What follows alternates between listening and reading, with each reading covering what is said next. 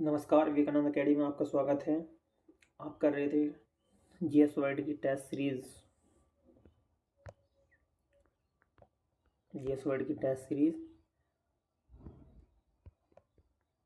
17 UPPCS prelim के लिए 51वां question है।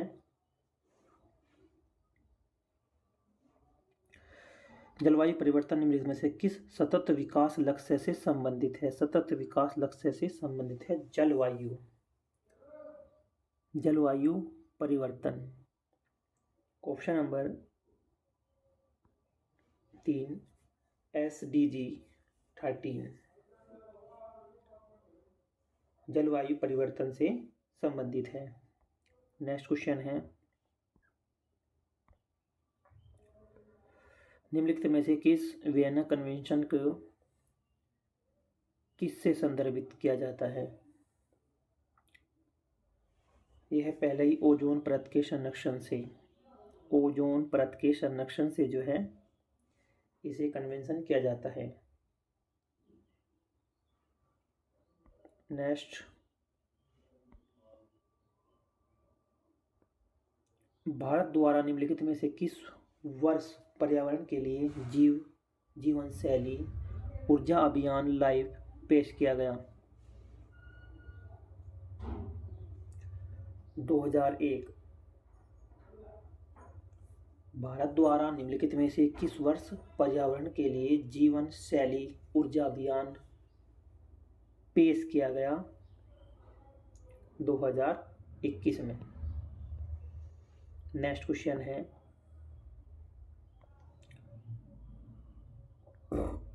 हरित विकास ग्रीन डेवलपमेंट पुस्तक के लेखक कौन है? इस पुस्तक के लेखक WM Adams. Option number B WM Adams जो है हरित विकास या ग्रीन डेवलपमेंट पुस्तक के लेखक हैं। नेक्स्ट क्वेश्चन है, कथन और कारण से संबंधित है। यूपी रो आर एग्जाम में भी कथन कर्ण पर अधिकतर प्रश्न पूछे गए। कथन है एल्युमिनियम हरी धातु है। कारण है यह लकड़ी का स्थान लेकर वनों को बचाती है।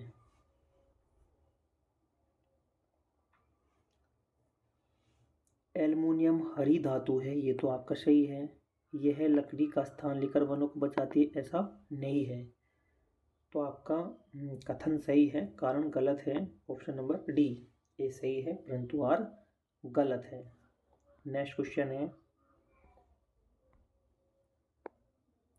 भारत के संविधान सभा का गठन कैसे किया गया था?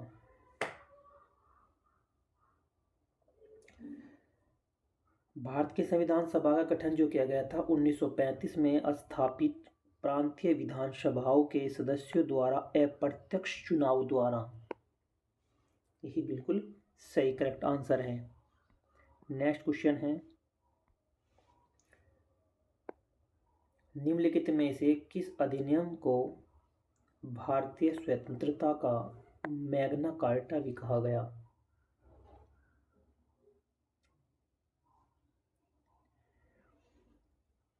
1858 का जो एक शासन अधिनियम था, 1858 का भारत शासन अधिनियम को ही मैग्ना कार्टा कहा गया।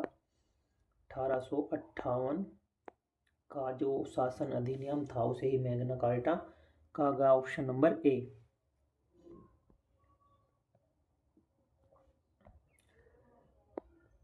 निम्नलिखित कथनों पर विचार कीजिए।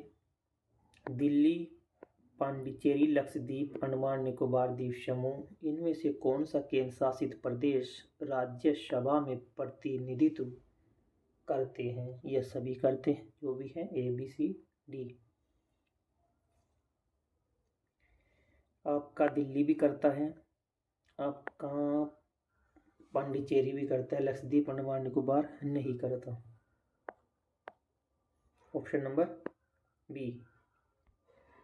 नेक्स्ट है, निम्नलिखित में से किस अधिनियम के अंतर्गत समवर्ती सूची की अवधारणा प्रस्तुत की गई? समवर्ती सूची की अवधारणा प्रस्तुत की गई। भारत सरकार अधिनियम 1935 के अनुसार। ऑप्शन नंबर बी, भारत सरकार अधिनियम 1935 के अंतर्गत समवर्ती सूची की अवधारणा प्रस्तुत की गई। नेक्स्ट, सिंघवी कमेटी किससे संबंधित है? सिंघवी समिति जो है ये संबंधित है प्रवासी भारतीयों से। प्रवासी भारतीयों से ये संबंधित है।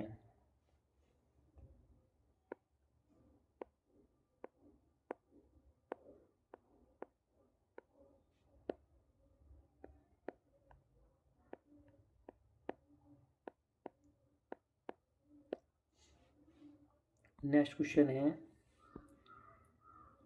ये फिर कथन कारण पर है। भारत का संविधान देश की आवश्यकताओं की पूर्ति करता है। इसको एक ग्रहण किया हुआ संविधान कहा जाता है। प्रणाली की सिफारिश किसने की थी? विकेंद्रीकरण प्रणाली की सिफारिश बलवंत राय मेहता की थी।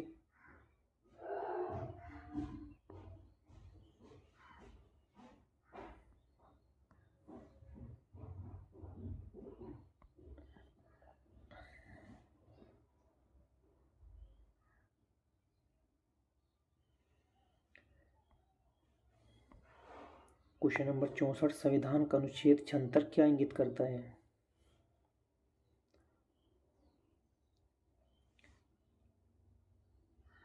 अटॉर्नी जनरल के पद को। अनुच्छेद 76। नेक्स्ट क्वेश्चन है,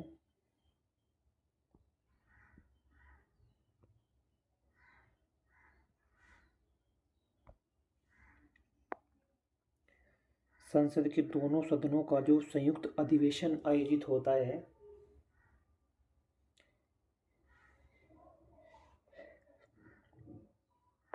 भारत के राष्ट्रपति के निर्वाचन के लिए, भारत के उपराष्ट्रपति के निर्वाचन के लिए, संविधान के संशोधन से संबंधित विधेयक को पारित कराने के लिए, एक ऐसा विधेयक पर विचार करने और उसे पारित करने के लिए जिस पर दोनों सदनों में मतभेद हो। ऑप्शन नंबर डी, चौथा ही है। एक ऐसा संसद के दोनों सदनों का संयुक्त अधिवेशन आयोजित तब होता है जब किसी ऐसे विधेयक पर विचार विमर्श करना पड़े जिस पर दोनों सदन में मतभेद हो। तो option number D. Next question है,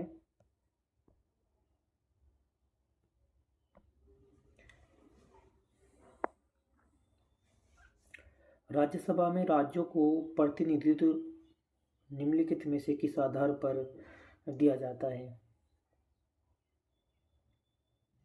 उनकी जनसंख्या के अनुपात पर, 10,000 पर एक प्रतिनिधि।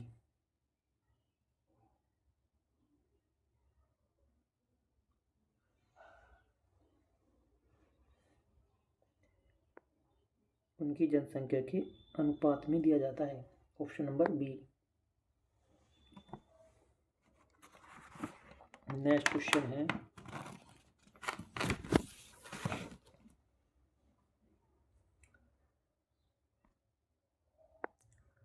पंचायती राज संस्थाओं में 29 कार्यों की सूची किस अनुच्छेद में है? पंचायती राज संस्थाओं में 29 कार्यों की सूची किस अनुच्छेद के तहत दी गई है? अनुच्छेद 243 जी में। 243 जी में दी गई है। नेक्स्ट है, स्वतंत्र भारत के प्रथम विधि आयोग के अध्यक्ष कौन थे? स्वतंत्र भारत के प्रथम विधि आयोग के अध्यक्ष कौन थे? न्यायाधीश श्री न्यायाधीश MC सीतलवाड़। न्यायाधीश CM शीतल वाड स्वतंत्र भारत के प्रथम विधि आयोग के अध्यक्ष थे।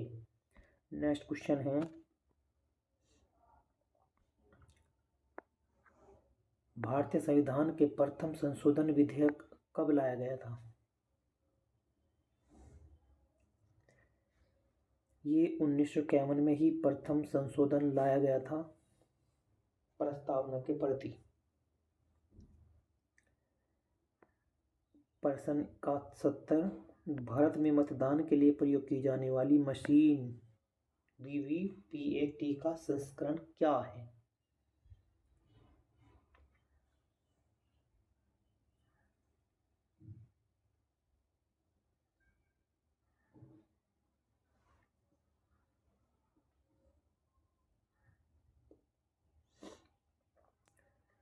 इसका जो संस्करण है वो C है, M3।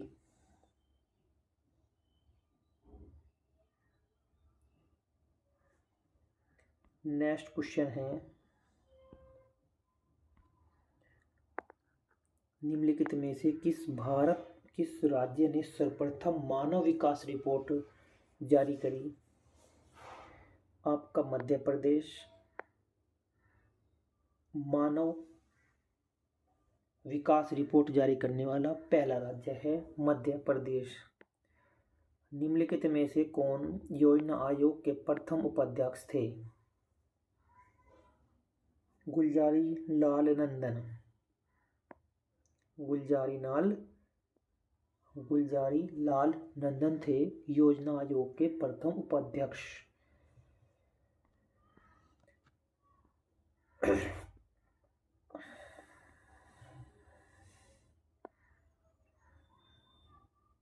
क्वेश्चन है, अनवरत योजना का प्रतिपादन किसने किया था? अनवरत योजना का प्रतिपादन किसने किया था? गुन्नार मिर्डल ने। अनवरत योजना का प्रतिपादन किसने किया था? गुन्नार मिर्डल ने।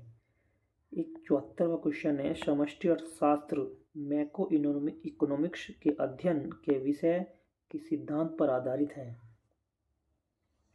राष्ट्रीय आय का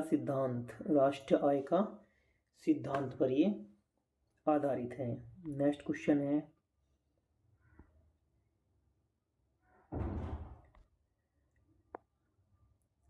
सूक्ष्म लघु और मध्यम उद्योग के संदर्भ में कथनों पर विचार कीजिए।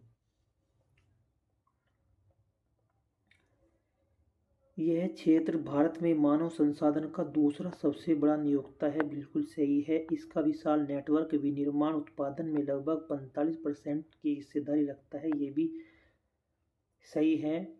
MSMEs लगभग 110 मिलियन रोजगार अवसर प्रदान करती है। ये भी बिल्कुल आपका सही है, यानी कि तीनों ही सही है। Option number C.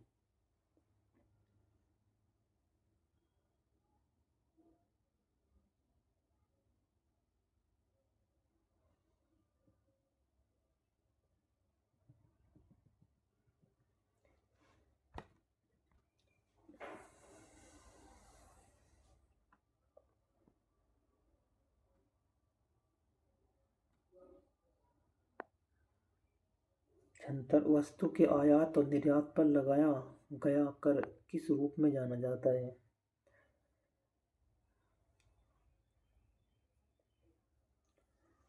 Custom duty एक शब्द है। कस्टम ड्यूटी पर लगाया जाता है। वस्तु के आयात और निर्यात पर लगाया जाने वाला कर लगाया जाता है कस्टम ड्यूटी।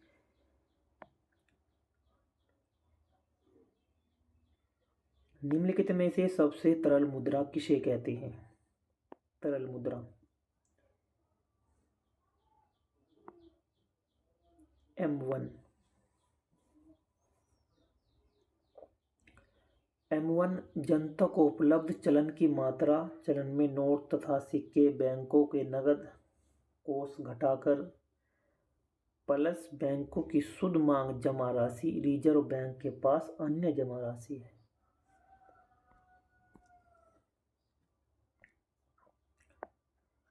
निम्नलिखित में से कौन गुणात्मक शाख नियंत्रण के अंतर्गत नहीं आता? निम्नलिखित में से कौन गुणात्मक शाख नियंत्रण के अंतर्गत नहीं आता? वो है आपका सी, बाजार स्थिरीकरण। बाजार स्थिरीकरण।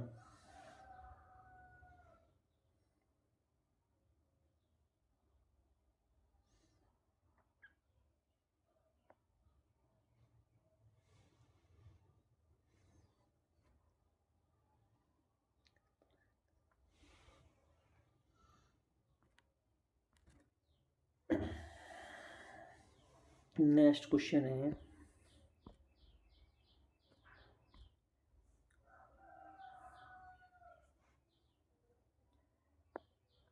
निम्नलिखित कथनों पर विचार कीजिए। स्वतंत्र भारत का पहला बजट वर्ष 1948 में प्रस्तुत किया गया। वित्त मंत्रालय के अंतर्गत आर्थिक मामलों के विभाग का बजट प्रभार बजट तैयार करने हेतु जिम्मेदारी राष्ट्रीय निकाय है। बिल्कुल सही है, ऑप्शन नंबर बी। ये जो पहला गजट है जहाँ ये 48 दे रखा है, ये 48 नहीं 1947 है।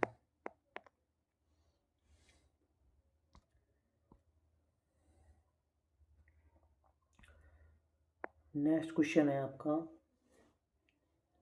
वर्ष 2023-24 के केंद्रीय बजट के प्रावधान पर विचार कीजिए। पहला है, पूंजी निवेश परिव्यय में 33% की वृद्धि का प्रस्ताव किया गया तथा इसे बढ़ाकर 10 लाख करोड़ रुपए किया गया।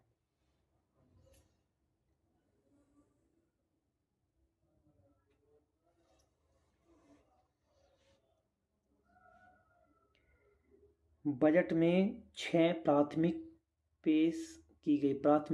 पेश की गई। तीसरा, 157 नए नर्सिंग कॉलेज स्थापित करने का प्रावधान है। 157। बजट में 7 प्राथमिकताएं पेश की गई, ये 6 नई। 7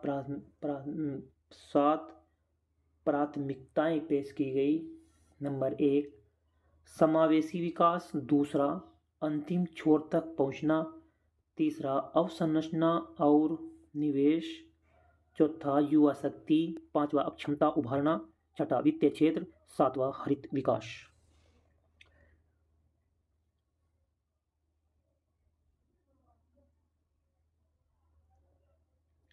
ऑप्शन नंबर डी यानी कि पहला और तीसरा सही है इसका।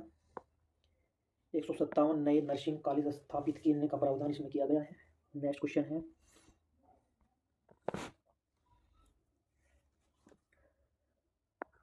उत्तर प्रदेश सरकार द्वारा महिला सामर्थ्य योजना चलाई जा रही है, जो संदर्भ में क्या है? ऑप्शन नंबर 1 है, अन्य पिछड़ा वर्ग के निर्धन व्यक्तियों की एक पुत्रियों की शादी से संबंधित है। पुत्रियों की शादी से संबंधित है। ग्रामीण महिलाओं को स्वावलंबी बनाने के लिए महिला सामर्थ्य योजना के अंतर्गत महिला स्वयं सहायता समूह के माध्यम से गठन किया जाता है। इस योजना हेतु वित्तीय वर्ष 2023-24 के बजट में 63 करोड़ रुपए की व्यवस्था का प्रस्तावित है। 63 करोड़ रुपए। नेक्स्ट क्वेश्चन है, निम्नलिखित में से कौन सी समिति क्षेत्रीय ग्रामीण बैंकों की कार्यप्रणाली से संबंधित नहीं है? ऑप्शन नंबर सी है, शांता कुमार समिति। शांता कुमार जो समिति है क्षेत्रीय ग्रामीण बैंकों की कार्यप्रणाली से संबंधित नहीं है। दांतेवाला समिति ये भी संबंधित है ग्रामीण बैंकों से, और ये था कृषिकार्ड समिति भी है और खुसरो समिति भी, ये ग्रामीण विकास बैंक से जो है संबंधित है। नेक्स्ट क्वेश्चन है इसमें, निम्नलिखित में से कथनों पर विचार कीजिए। कराधान में वृद्धि और सार्वजनिक व्यय में वृद्धि, उत्पादन में वृद्धि, मुद्रा की मात्रा में वृद्धि करना। ऑप्शन नंबर सी है इसका सही, पहला और तीसरा, यानी कि कराधान में वृद्धि करना ये आपका करेक्ट है। और एक है आपका उत्पादन में वृद्धि करना, ये भी आपका 1 और 3 इसमें करेक्ट आंसर है।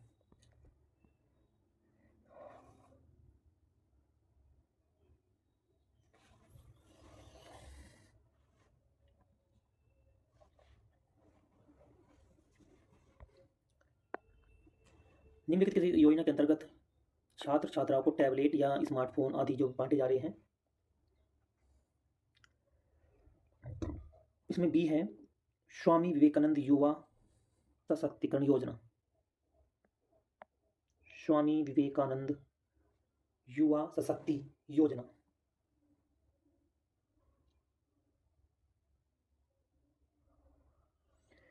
इस योजना के द्वारा 3600 करोड़ रुपए की व्यवस्था का प्रावधान है 2023-24 में। 2023 और 24 में जिसमें बजट पेश किया गया है वो 3600 करोड़ रुपए का बजट पेश किया गया है इसमें। नेक्स्ट क्वेश्चन है, बजट 2023-24 में राष्ट्रीय हरित हाइड्रोजन मिशन के लिए कितने रुपए आवंटन किए गए? 85। ऑप्शन नंबर इसमें सी है 19,700 करोड़ रुपए। 19,700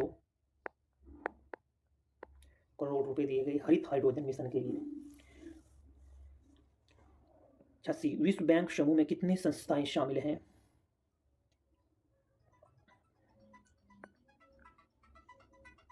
5 संस्थाएं इसमें शामिल हैं। निम्नलिखित कथनों पर विचार कीजिए। पहला है, भारी परमाणु के नाभिक को 2 भागों में विभाजित होने पर नाभिकीय संलयन कहलाता है। 2 हल्के नाभिकों के जुड़ने की प्रक्रिया को नाभिकीय विखंडन कहते हैं। दोनों ही गलत हैं। जुड़ने को कहते हैं संलयन और विभाजित करने को बोलते हैं विखंडन। नेक्स्ट क्वेश्चन है,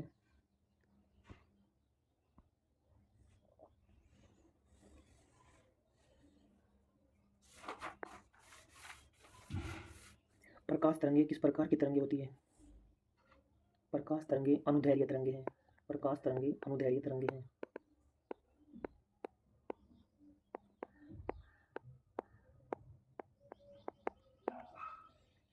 मानना है निम्नलिखित में से कौन सा मच्छरों के कारण होने वाला या फैलने वाला समुच्चय है? चिकनगुनिया है, मच्छर से फैलता है। आपका डेंगू है, मलेरिया है।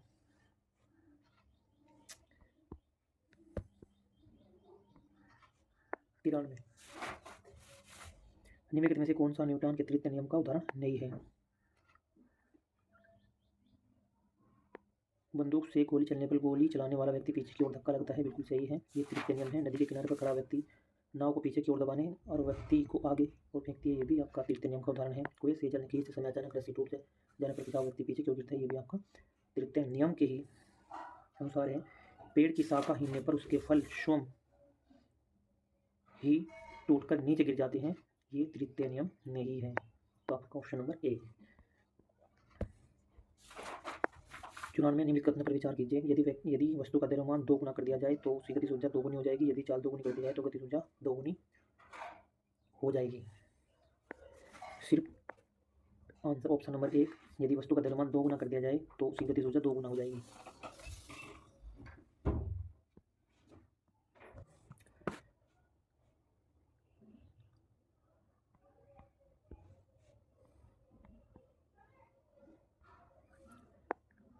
हवाई जहाज के पंखों की आकृति निम्नलिखित में से किस अनुप्रयोग पर आधारित होती है?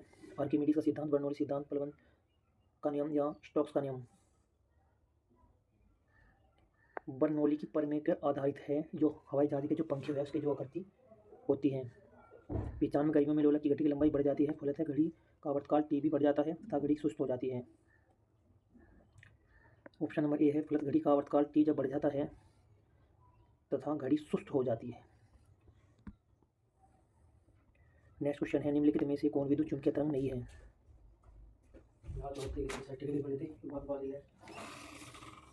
कॉस्मिक किरणें। कॉस्मिक किरणें जो है विद्युत चुम्बकीय तरंग का उदाहरण नहीं है। बाकी दृश्य विकिरण भी विद्युत चुम्बकीय तरंग है, एक्स किरणें भी है और आपकी गामा किरणें भी है। कॉस्मिक किरणें विद्युत चुम्बकीय तरंगे नहीं है।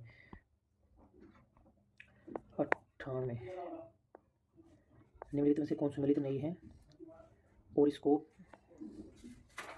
Gastroscope, Broncos, endoscope.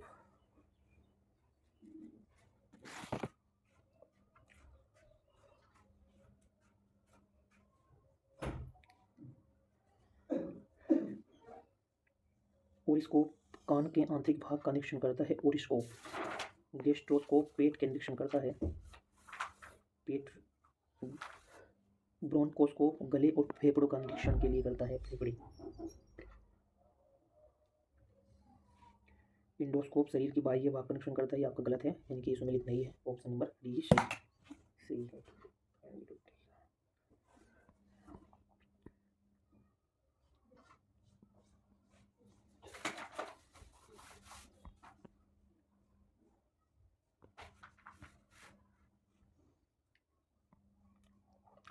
निम्नलिखित कथनों पर विचार कीजिए। प्रासरण में अर्धपारगम्य झिल्ली की उपस्थिति अनिवार्य होती है, जबकि विसरण में अर्धपारगम्य झिल्ली की उपस्थिति अनिवार्य नहीं होती। दूसरा है, प्रासरण में विलायक के कण कम सांद्रता वाले विलयन से अधिक सांद्रता वाले विलयन की ओर प्रवाहित होते हैं, जबकि विसरण में प्रवाह अधिक सांद्रता से कम सांद्रता वाले विलयन की ओर होता है।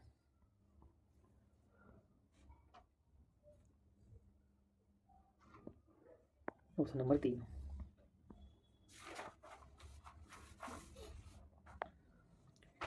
पेट की अम्लता को दूर करने के लिए निम्नलिखित में से किस क्षारीय का प्रयोग किया जाता है? सी, मैग्नीशियम हाइड्रोक्साइड MgOH2। OH